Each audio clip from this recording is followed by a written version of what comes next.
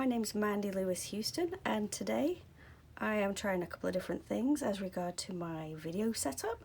I noticed the quality of my videos are not that great once I upload them to YouTube, and I haven't quite figured out why. So just trying something different, figuring out what works and what doesn't, because I am not a technical genius by any stretch of the imagination.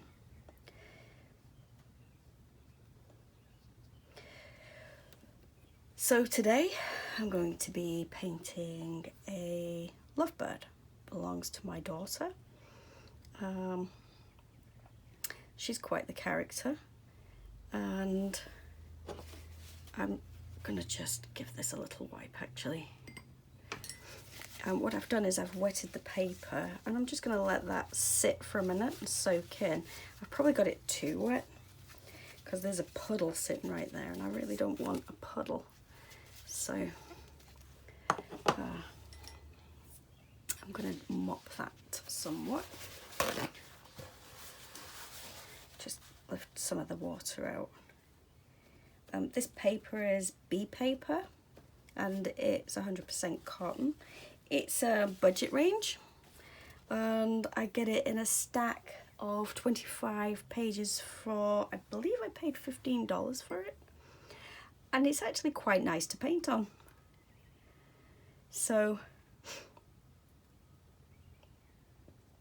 I'm going to be mixing different shades of yellow. This is an azo green. I believe it's an Graham paint. So I just want this for the bird's body. She's actually very yellow. But there's some green in her wing, and I'm aiming for a very loose painting today, so we'll just see how that goes. If you'd seen my previous videos, you'll know that my goal today is knowing when to stop. I haven't been very good at that. And she has a little yellow cap, so we'll just pop that up there.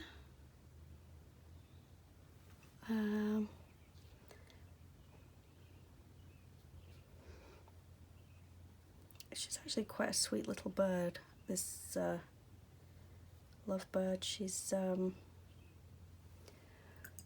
very friendly. Now, there is a little green in her wings, and I'm not decided yet. I think it's more of a, it's like a turquoisey green, so let's go with a little phthalo. But I only want to touch, and I do want to mix it with the azo.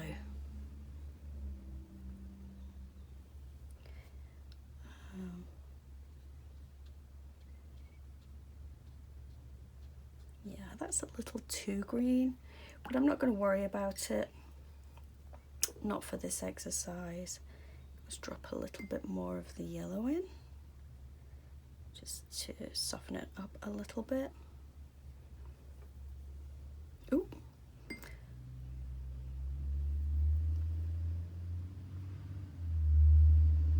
we go. Just try and keep that all kind of in the same area. It's not the end of the world if it mixes and mingles a little.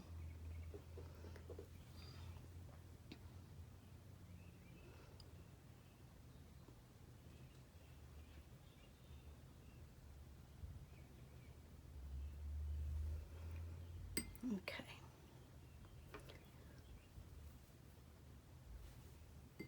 And I'm just taking some clean water just to encourage that to flow up into this area, just to give the shape, just to fill out that shape really. The bird is a little rounder. Now this is a peach-faced cockatiel, so I'm just going to clean a little room. I feel like this one can be sacrificed. I like to, generally speaking, I like to keep all the paint on my palette right there and just mix into it. I can't even tell you why I do that, other than I just do it. So this is, it looks like New Gamboge. It'll be a Daniel Smith. It's nice and vivid. And I don't need a whole lot. I just need enough to paint her little face. Now, she has a very pink, flesh-toned beak. So I'm going to take a little bit of this ochre, yellow ochre. I'm just going to put it into this azo with a teensy bit of red.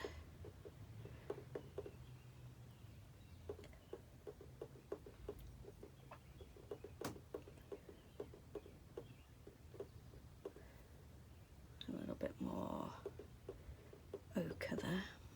I feel like that's close enough. So her beak is quite big actually for such a small bird, but I don't know if she knows what it's for. She's certainly never bit anybody that I know of. She's really quite a sweet little thing. I was looking at a little orange, but it's okay.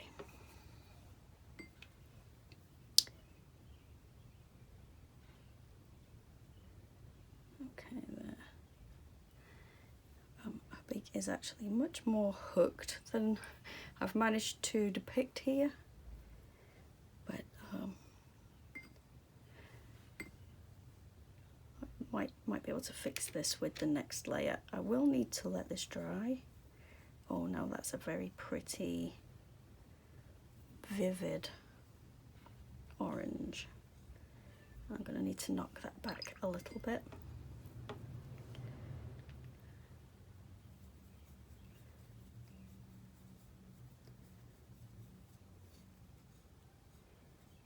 And I'm going to just add a touch of blue, just to neutralize it a little bit, because it's very bright. And that was French and ultramarine. See how that's actually not a bad flesh tone.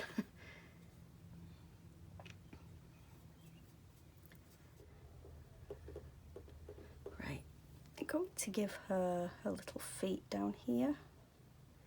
She's actually standing on her cage, or somebody's cage.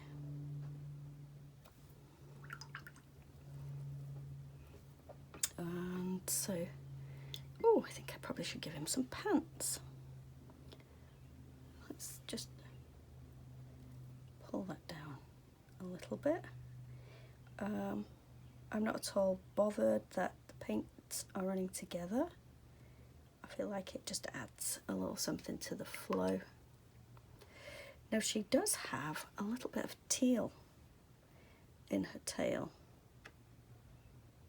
so I'm just going to put a blob of teal in there and just let that move about and do what it does. And I'm actually going to bring a little bit up here. She doesn't actually have it in a wing, but it does help tie the thing together. Right, let's see what happens. I'm going to need to put a bit more water with this colour just to bring it down a little more. I'm going to switch to a smaller brush. Oops.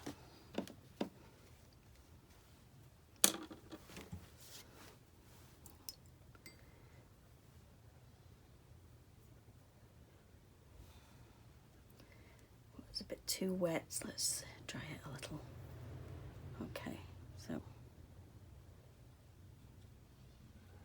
this needs to be a bit more vivid. There's not enough pigment in there, so we're just going to go and mix a bit more.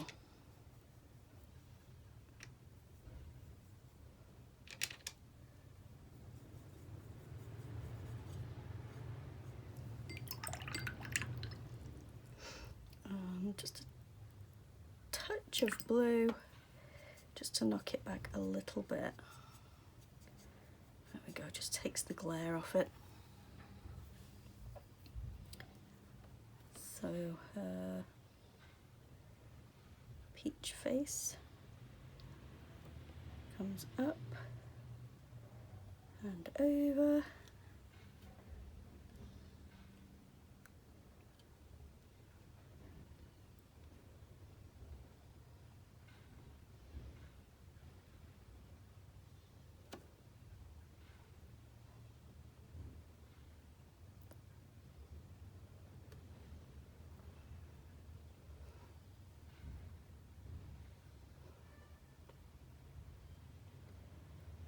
Just have a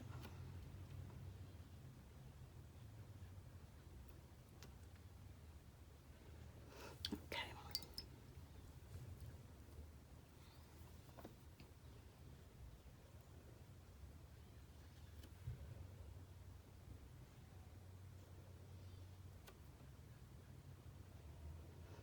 I've lost some of the definition of the beak, but it's not a big deal because this highlight right here is the important part, and I can work with that.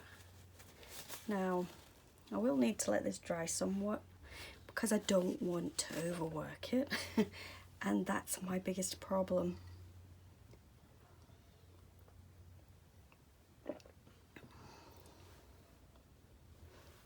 So we'll just let this dry.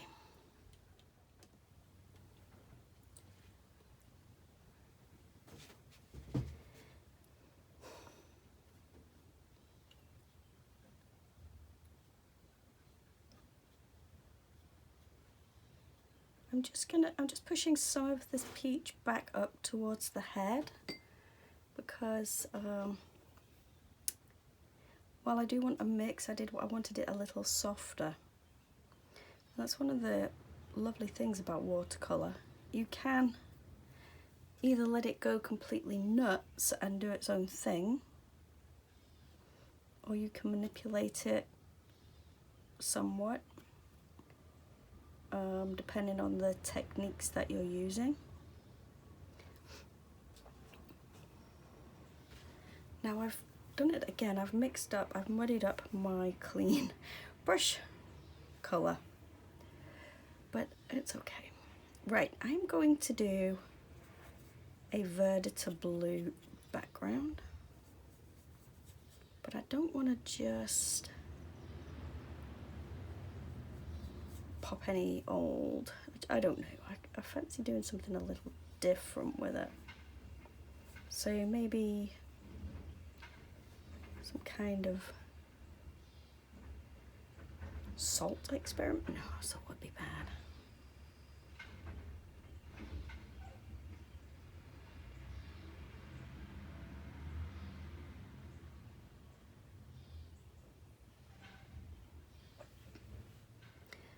So I'm going to come in at the back here and just lay in a little blue wash. I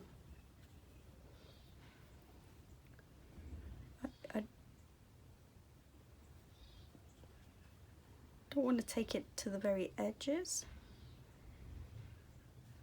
and I actually want to just lift it a little, just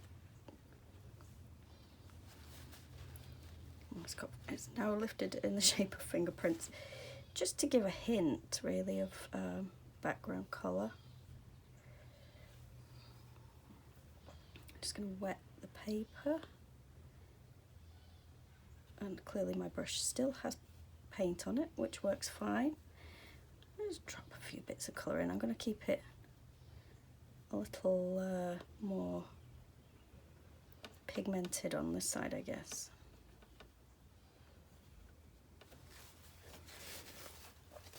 And then just take some out around the edges.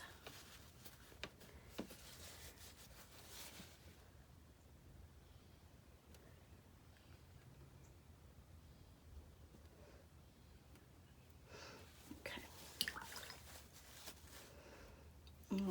I've got the bird standing on thin air here.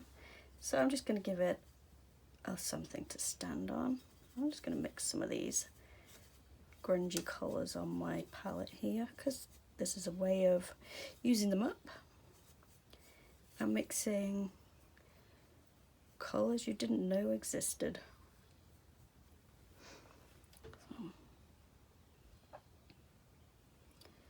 Could make it look like he's standing on a branch, I guess.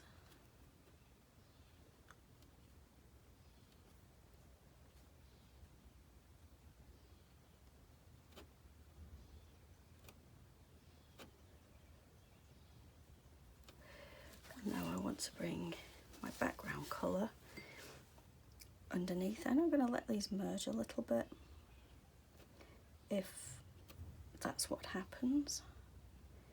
I did use quite a dry mix.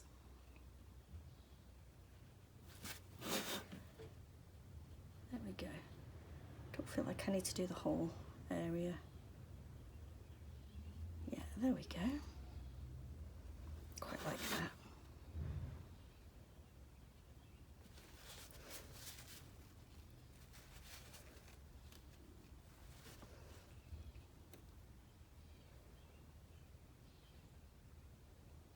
There we go. Now,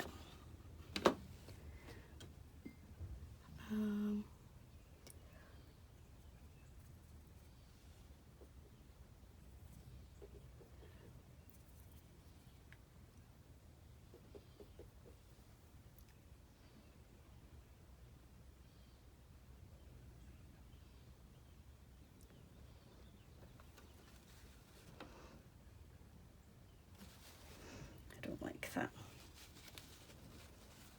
But it did lift, look at that. So it lifted some of the colour there. So what I could do,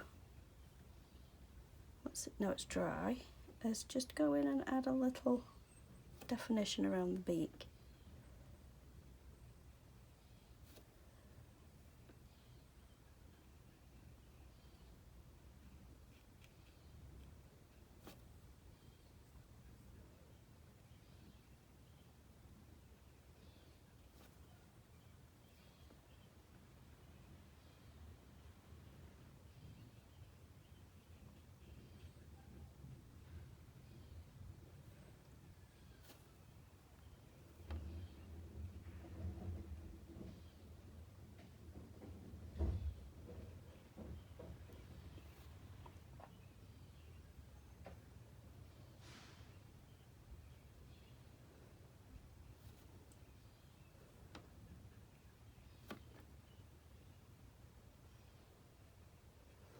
Oh dear, that is not right.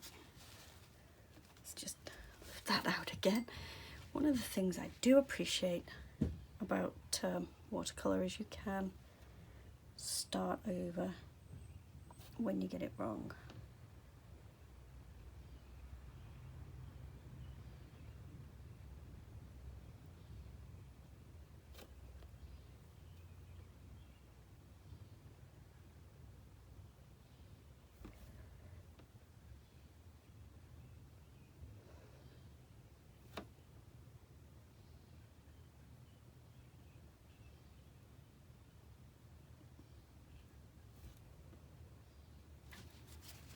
I don't want it running out into the blue, that's for sure.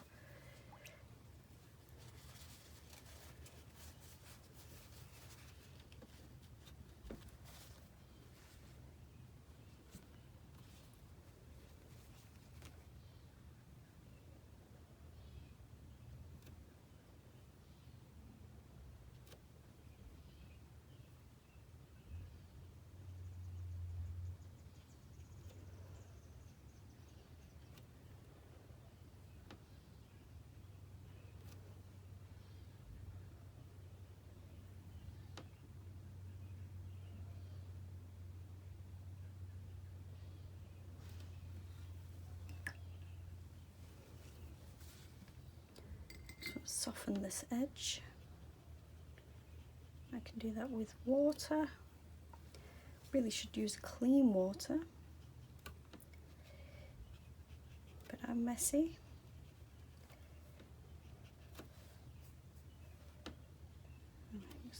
a little more of the blue.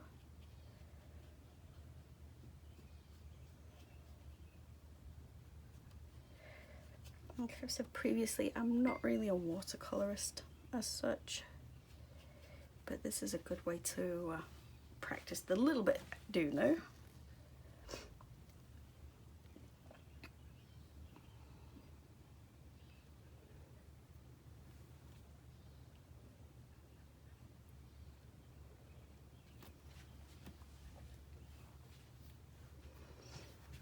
I feel like I should stop. When that's dry, I need to add a little eye on one side. Can mix a black from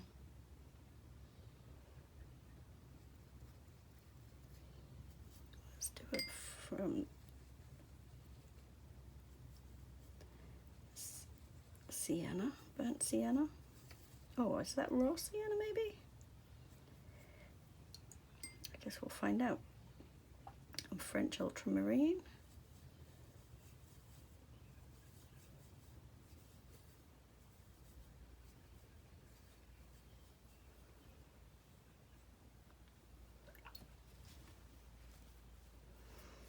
Actually, I'm going to put a little sepia in there just to strengthen the black.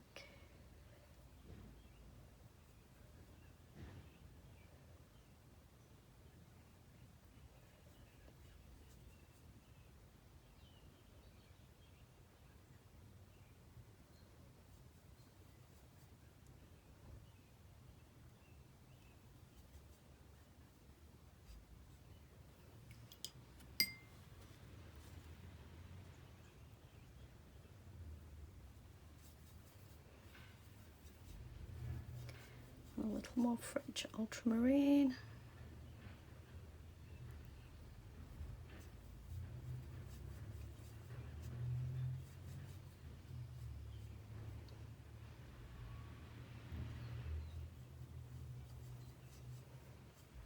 There we go, it's a decent black.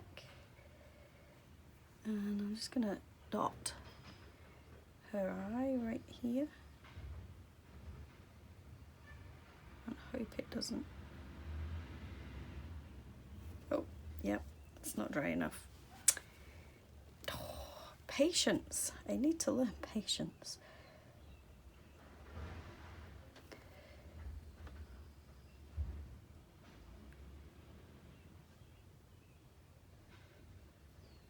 There we go.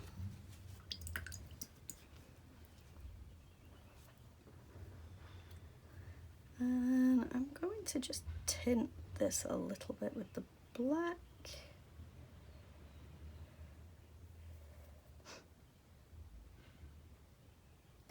Because I just want to add a little definition around the beak.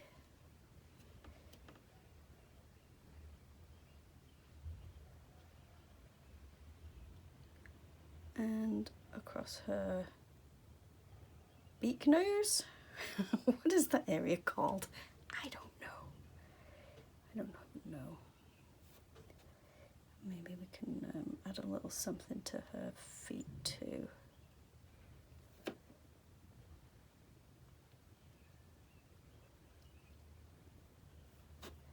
They've become a little muddy. Okay.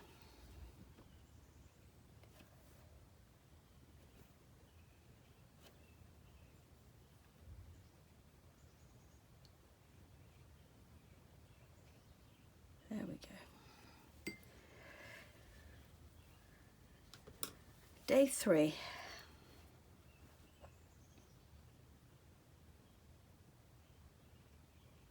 All right, stop fussing around with it. Do you ever have to tell yourself off? Or is that just me? Let's see, where did we start?